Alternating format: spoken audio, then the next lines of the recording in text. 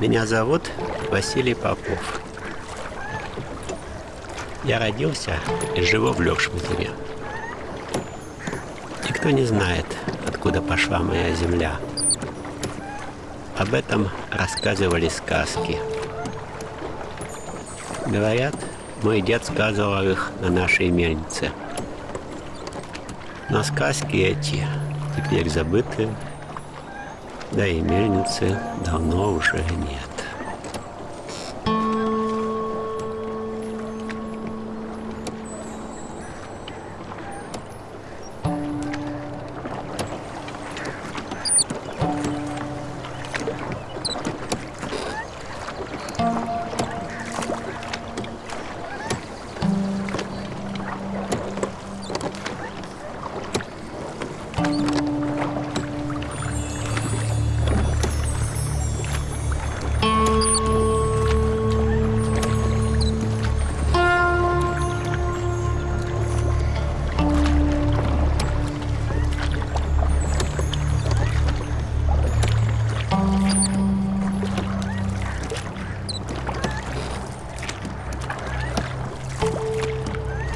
Мой дед умер, когда меня еще не было. У мамы было 3 брата, и все они погибли в войну. Прямо в первый год. Наверное, поэтому дед так быстро и ушел. Он просто не хотел жить.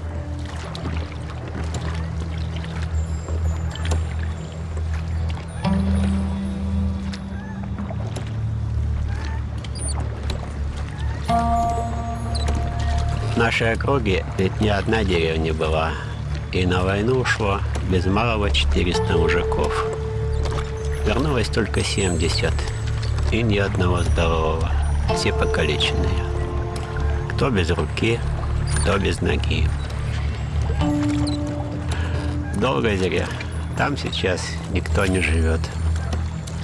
Деревня Вельна, там никто не живет. Гужово тоже никто не живет. Трофанова 2 жителя. Это война, конечно. Нашей деревни только села.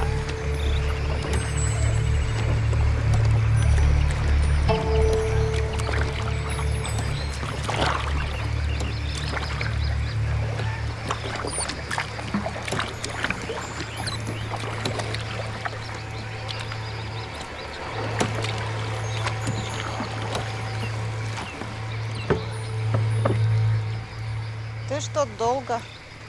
Так ветер поднялся, так выгребать пришлось. Ну, каково тут? Ну что, пойдем к новому дому сначала. Так пойдем, поглядим. Дом-то где? Здесь, наверное, стоял? Дом вот там стоит. Ну, а которой стороны? Слушай, ты не помнишь, мама говорила, какой стороной Мама туда? говорила, что лицом туда, на монастырь. А вот здесь, с этой стороны, была, я так понимаю, кухня. Ты не помнишь, как мама рассказывала, когда-то дедушка пахал вот этот малый островок, коня оставил там, сам поехал обедать. Они сидели обедали, а он смотрит, конь поплыл сюда. А здесь же плохо, жидко. Он выскочил на улицу, закричал, заругался, конь вернулся. Значит, кухня была сюда. Ну так да. Слушай, это я не помню. Это я мама помню, как вот рассказывала, бабушка рассказывала, вот как на Марщехе его на горе. Там ведь тоже пахалось. Видишь, сейчас лесом, ну, с лесом-то заросло давно. Пахалось там, так, крутая гора-то, так лошадь покатилась вместе с сахой, так сказать. Не знаю, пало в озеро или нет. Ну, это я тоже слышала. Ну, ага. Вот здесь вот дом-то стоял. Ну. Ну, там.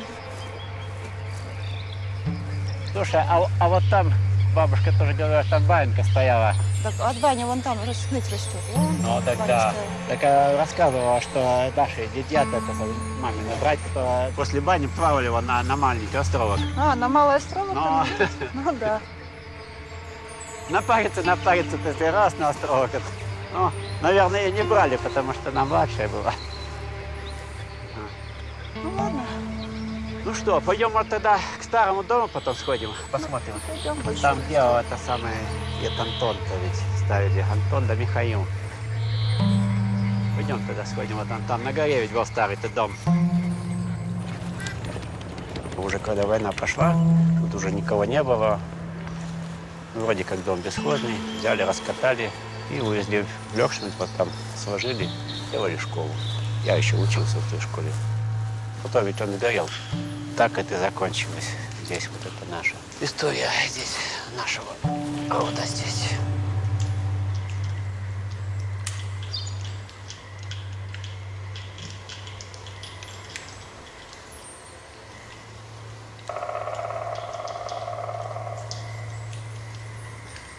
Надя, а ты помнишь какие-нибудь дедовы сказки?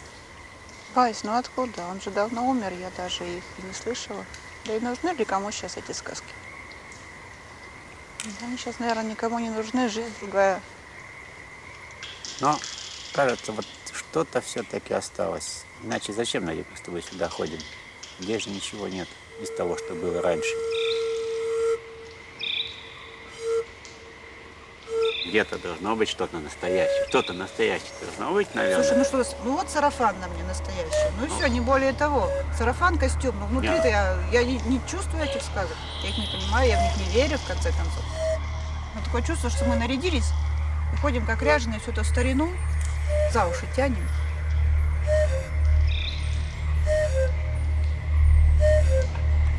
А ты далеко ли? Я похожу маленько.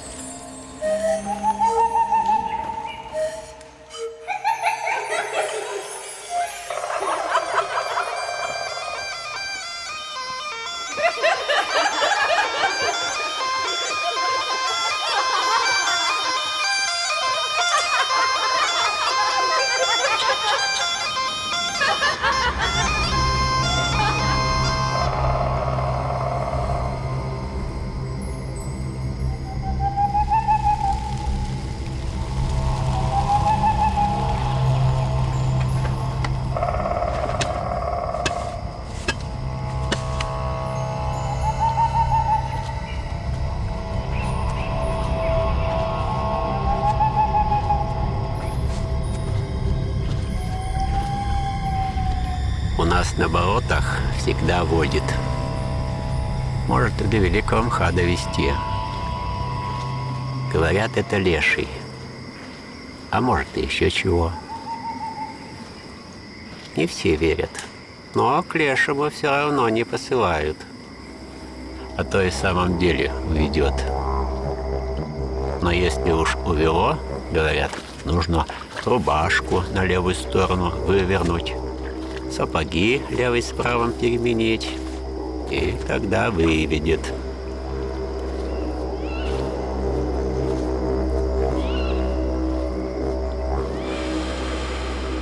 А я, может, и не против, чтобы меня увело. Да сказки все это.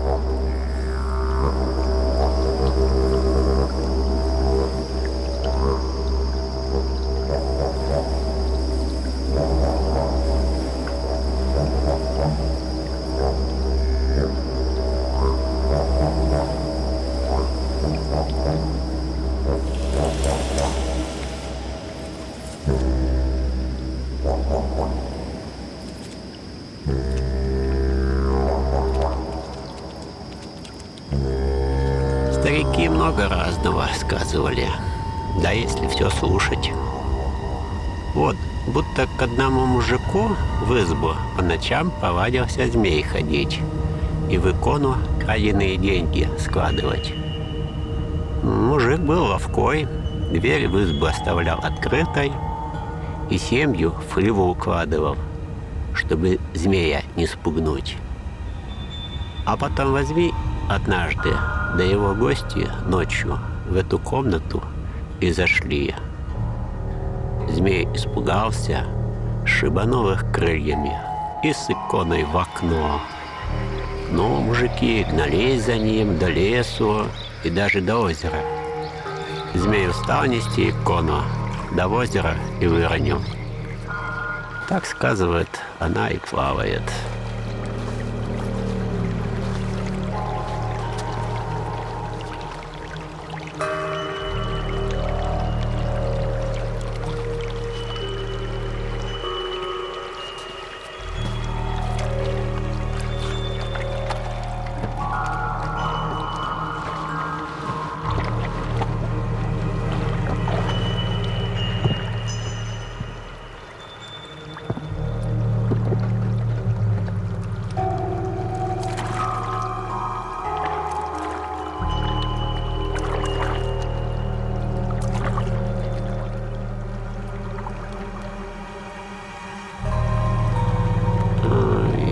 Еще сказывали, после войны в одной деревне не осталось мужиков.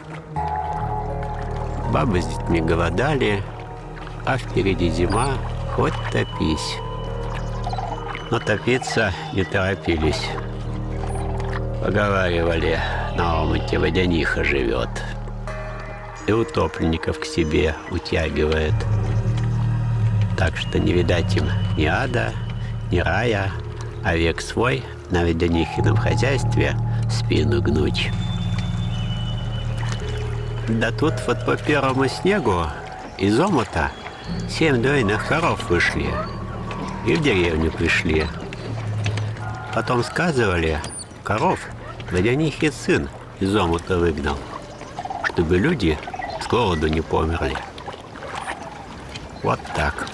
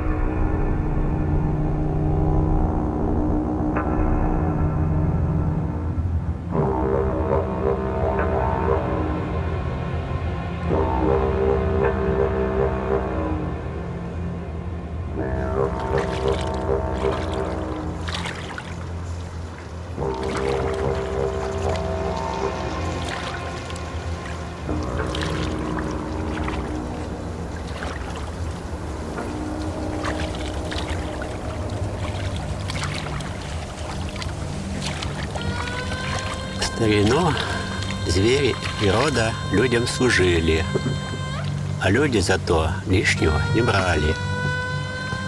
В Ильин день в деревню из леса сам прибегал заветный олень. Его забивали, в котлах варили, всем хватало. Один раз не дождались его и забили быка. С тех пор олень больше не возвращался. А человек возгордился и решил, что он хозяин над всем.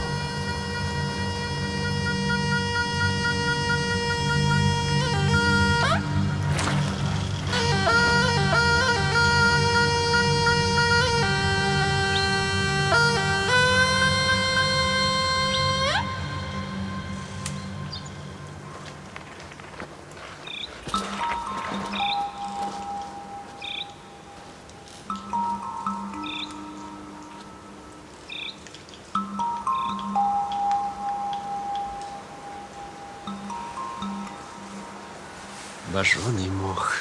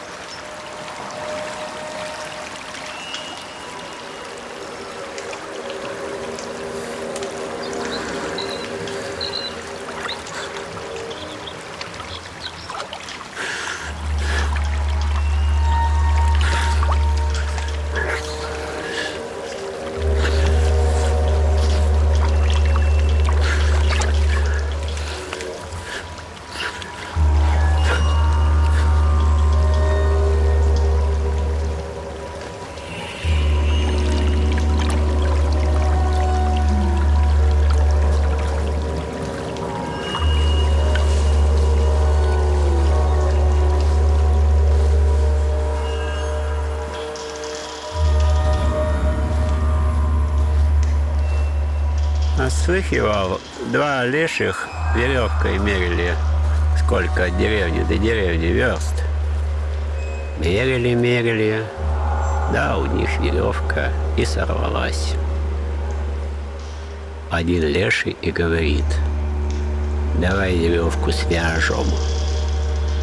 А другой говорит: давай так скажем. Вот и сказали 100 верст. Так и стало. От деревни до деревни 100 верст. Как сказали, так и живем.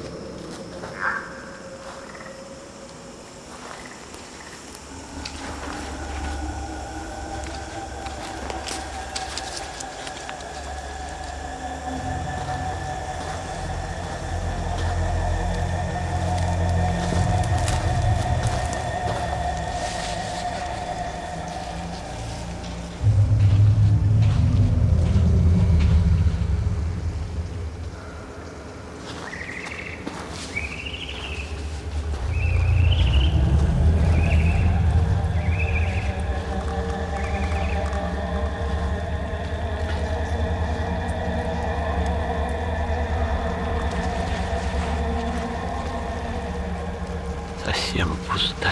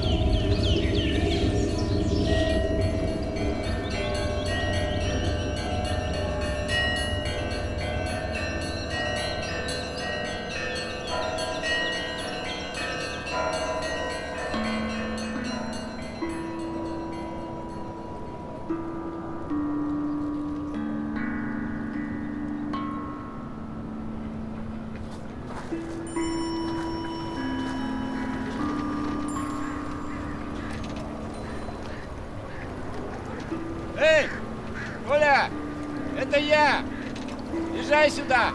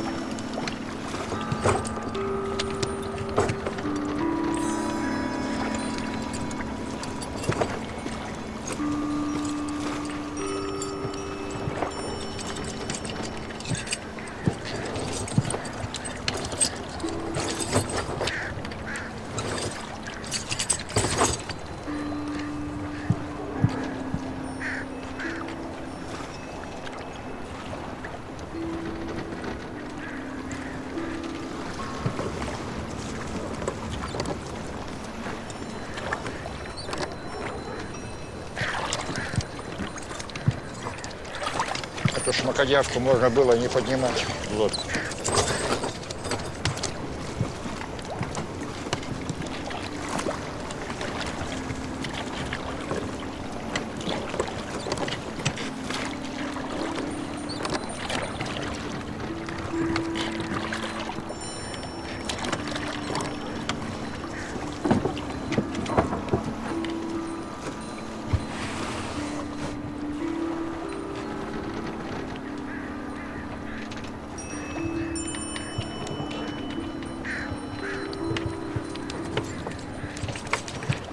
Сколько поймал? А два воголя. А куда больше? Так, не особо попало. Надеюсь, хватит. Коль. Раньше-то ведь побольше попадало. Да, хватит и это. Не надо жадничать. Раньше и закаты были другие, и деревья большие, и подружки были. Не будем дальше говорить. Помнишь, раньше окуней на удочку-то ловили под вода по три, под вода по три. Что?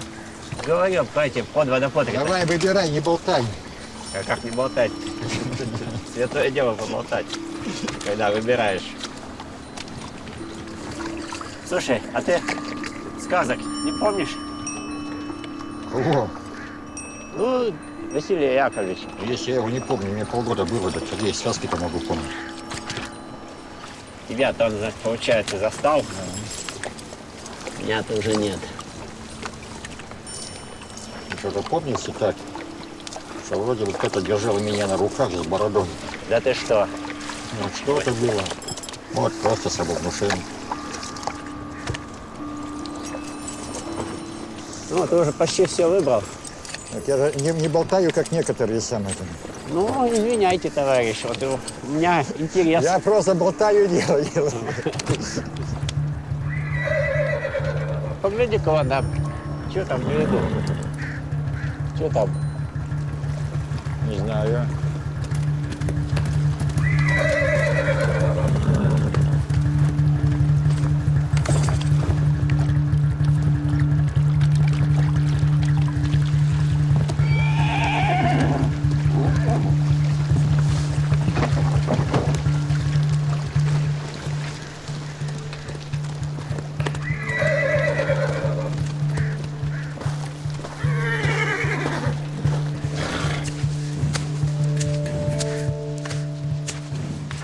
Вася, кобыла-то какая?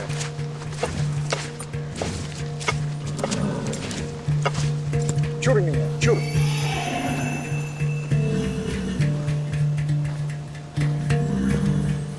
Вася, вот же он.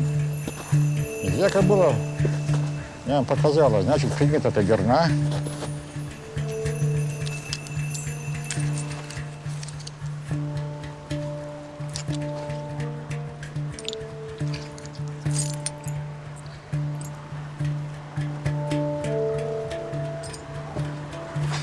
Тяжелый.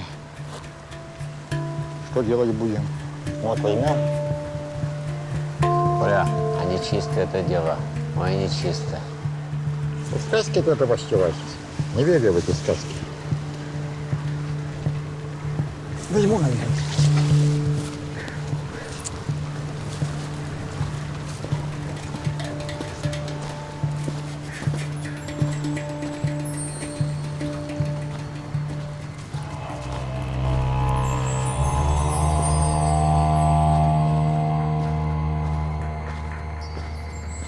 Говорили, по Белому озеру ушкуйники шли и на горе встали.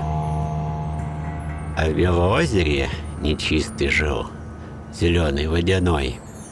Сидел в озере и голову чесал. Ушкуйники испугались, бросили в озеро ртуть и выжгли глаз водянику.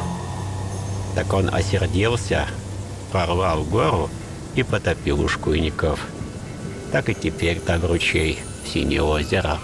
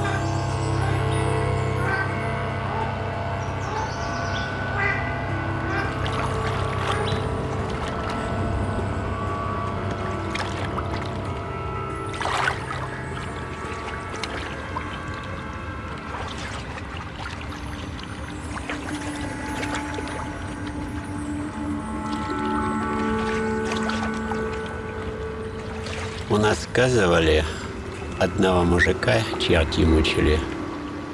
Да так, что он не побоялся к Знатке на край деревни пойти. Знатка ему сказала, что чертей надо заставлять работать. Вот говорит, заставлю их веревку из песка на реке плести. Или вобью кол на озере, пусть черти этот кол водой заливают. А теперь мы нашим чертям дали волю. Вот они нам покоя и не дают.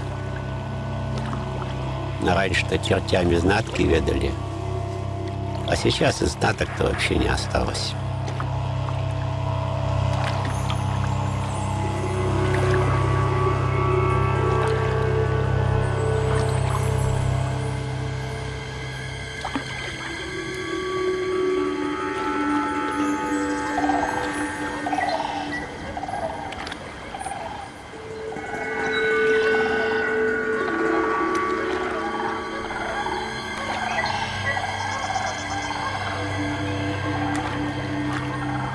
Не своей волей охотою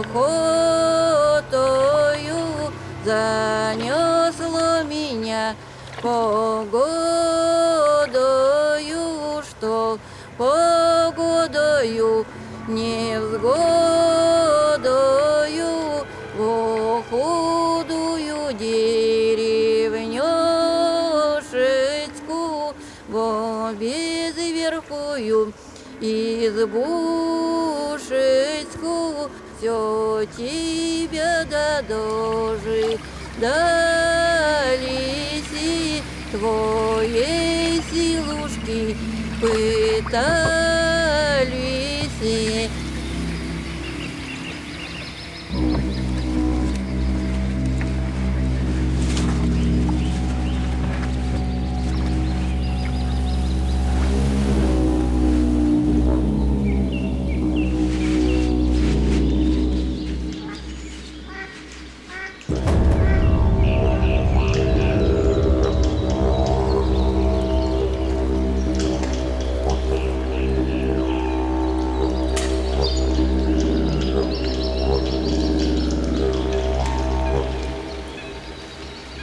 Оттуль леший идет.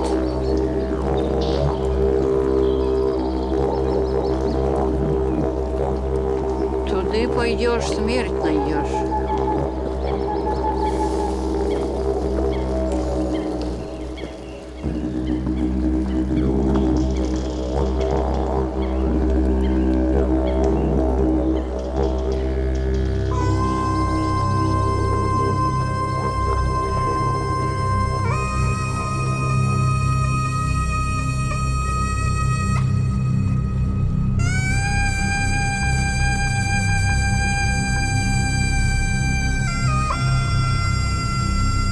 Старый мир стал сказкой. Но эту сказку некому рассказать. Когда на кладбище приходишь, посмотришь им в глаза, то появляется какое-то чувство. Оно не выражается словами. Чувство то ли покрова, то ли благословения. Кажется, что они вот где-то здесь и что-то хотят мне сказать, но я не могу их услышать.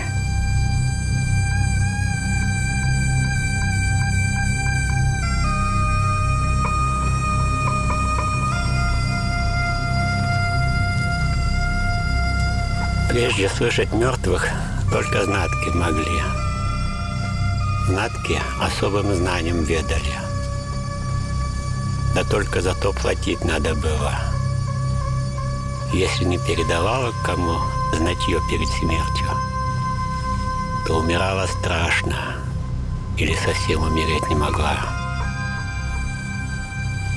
Говорили, в одной деревне знатка так тяжело помирала, что на стены бросалась. Всех она просила: возьмите у меня знатье, да никто не хотел. нечистый все не отпускал и мучив знатку так, что она на людей кинулась, и они из избы побежали. Той ночью вся деревня, кроме знаткиного дома, выгорела, и люди ушли. А с той поры в знаткин дом больше никто и не заглядывал.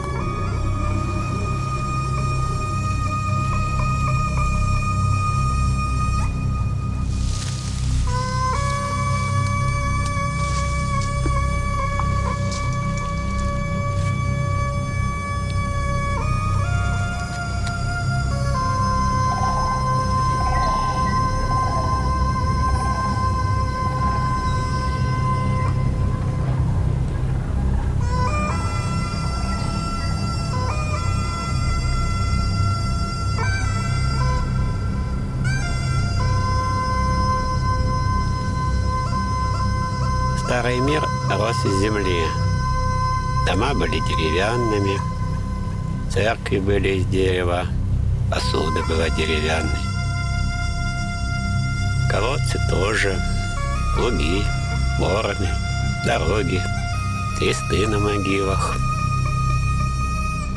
Идешь по лесу и не догадываешься, что здесь были пашни, пошни, деревни, погосты.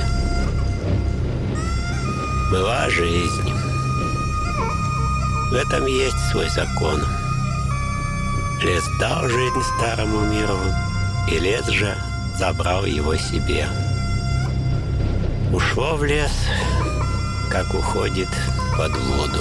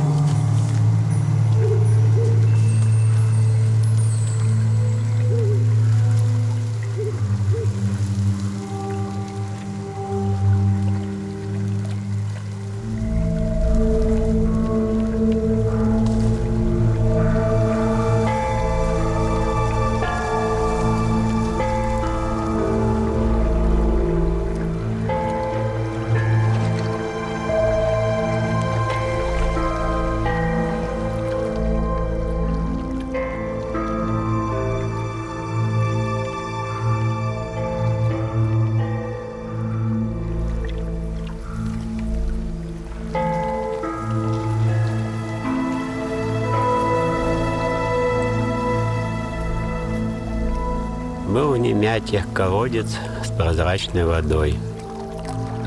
Кто болеет, уже на той поре, что помирать. Идут к колодцу, кидают денежку в воду, и какой стороной повернется, такой и ответ будет. Поят больного водицей из того колодца, и значит все. Если умрет, то смерть будет легка. Или поживет еще человек.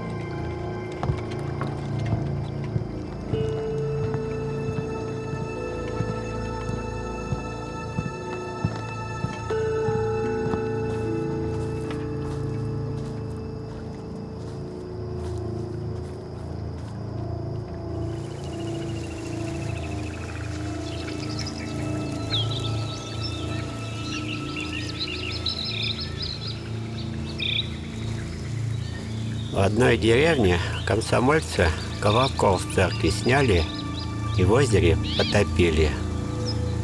Тогда из леса пришли змеи и всех коров в деревне перекусали. В прежние времена, пока был колокольный звон, змеи в лесу прятались, а тут снова начали ходить. И даже по деревне баб с детьми пугали. Тогда мужики колокол из озера вытащили и снова повесили, хотя в церкви уже амбар был. Так и звонили над амбаром. Вот и говорят, пока колокольный звон слышен на земле, змей не будет.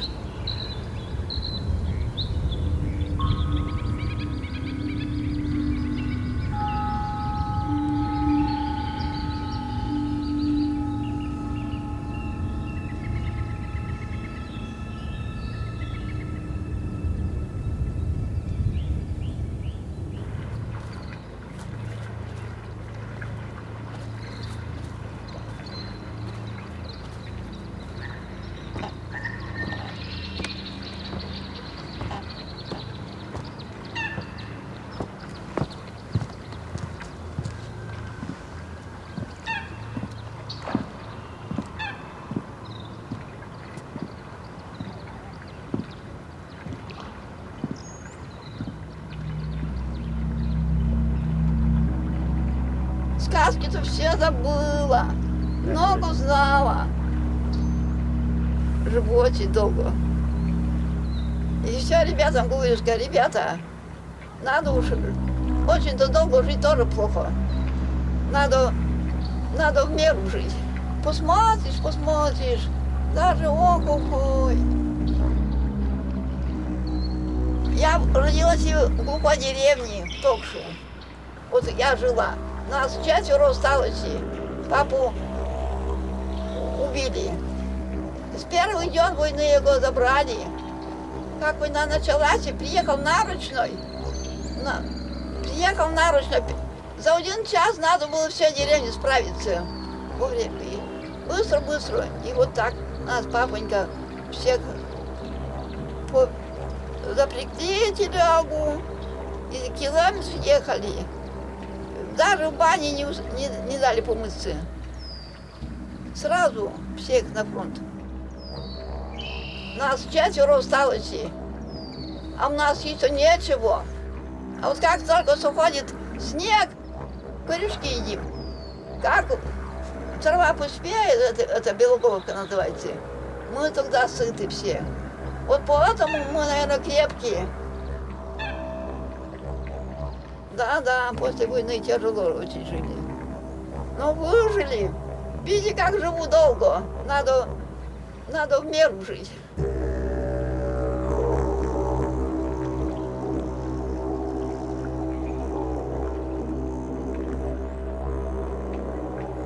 Жили-были старик со старухой. Жили они в ветхой землянке. Очень плохо. Утром встают, а у них домик. Вместо землянки они спят уже в домике. Ну вот и все, это сказки конец.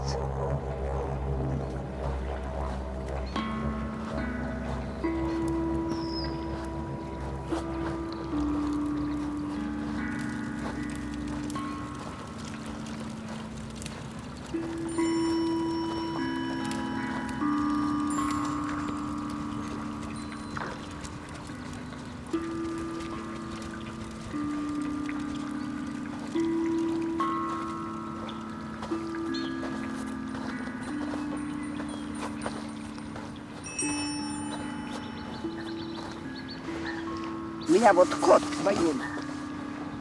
Сказать вам сказку про бабу Пучеглазку. А я вот персонаж-то не сказочный. Я сказок не знаю, видит Бог.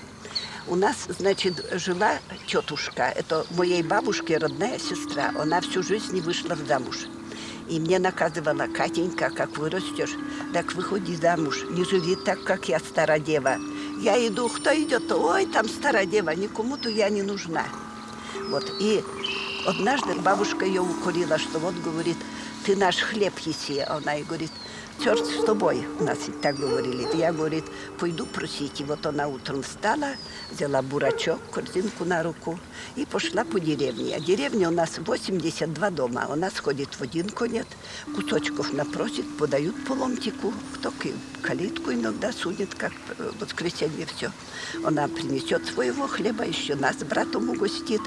И, значит, сама свой хлеб ест, садится с нами за стол со своим куском. Ценились вот что у меня свой кусок хлеба. Ну и они с бабушкой перед войной обе и умерли. Вот так и жили. Так что в детстве я все видала. Ну а сейчас так чего? Всего, как говорится, не упомнишь.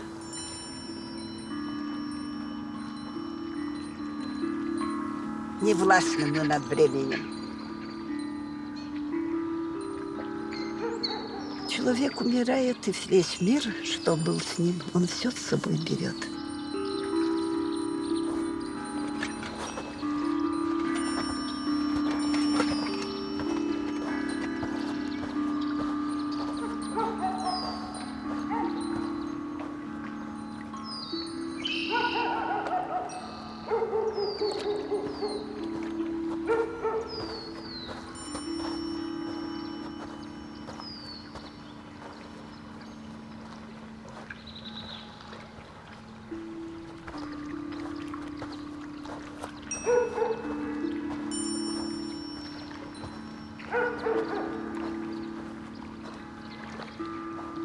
Каких я сказок не знаю. Тут кое-кто-то и много знает сказок, а у меня голова не работает. Деревни тех можно у старушек найти. Ну, поищи-ка, батюшка, поищи. Кое-кто старушки, да?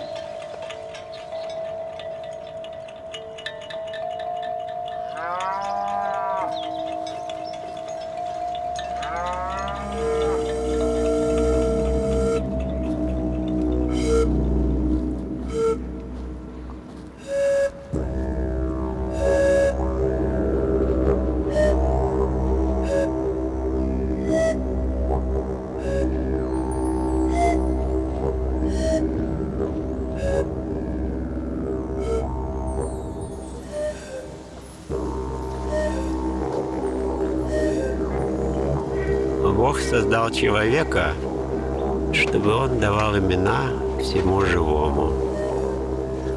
Человек бродил по саду и называл все, что видел. Все названное становилось собой. И было это хорошо. Пришел к человеку змей и сам назвал свое имя. А человек поверил ему. И стал змей ходить с человеком и шептать ему имена. Человек сказал: «Змей говорит искусные имена, назову их». И называл. И появлялись твари ядовитые и злые. И одно живое стало бояться другого. Человек увидел это, бросил змея камни. Но змей вышел из своей шкуры и уполз. Человек возгордился и одел на себя змеиную шкуру. И почувствовал холод, голод и страх. И увидел, что настала темная ночь. Тогда Бог заплакал над человеком и зажег над ним звезды.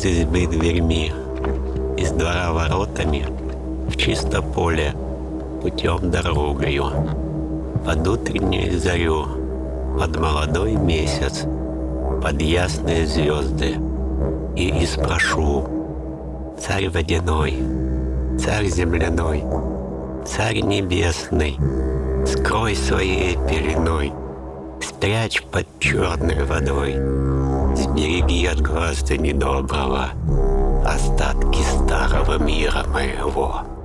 Кто не верит в то, тому нет его.